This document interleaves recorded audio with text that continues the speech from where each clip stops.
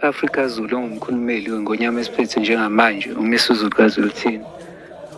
Uchaze kanje ngokungeniswa kwengane kwenye indlu yomunye umama ukuthi ayikhulise. Uthe leli siko yisiko elikhona vele kwaZulu ngoba kwaZulu ayikho ingane eba intandane. Yonke ingane ifanele izizwe nomama nobaba.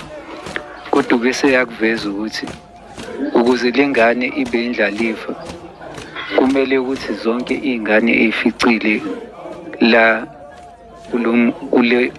kule ndlu kalo mama zonke zidlule emhlabeni noma zife ukuze ikwazi ukuthi ibe indlalifa. Ngeke ikwazi ukuthi idle ifa kube ebelo mama eseney'ngane ey'philayo.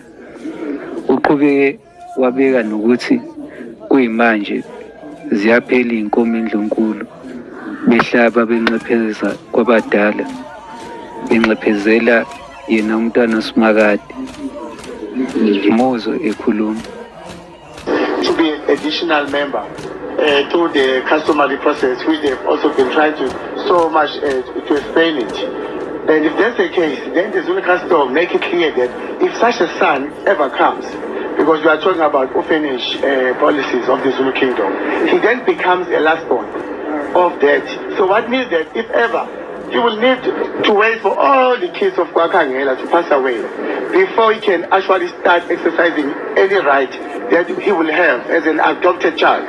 Even in the white culture, you do know that you cannot just have another child imposed. Before that, Prince Makade was staying at Waketom Tandai. So he roamed from palace to palace under protection, under shelter from various queens.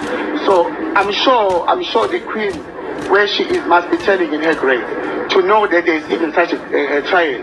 We're slaughtering cows every day to apologize on his behalf. We're slaughtering cows every day to apologize on his behalf. Just to cover up this whole thing so that the ancestors are not meant a trial. We're slaughtering cows every day to apologize on his behalf. Just to cover up this whole thing so that the ancestors are not meant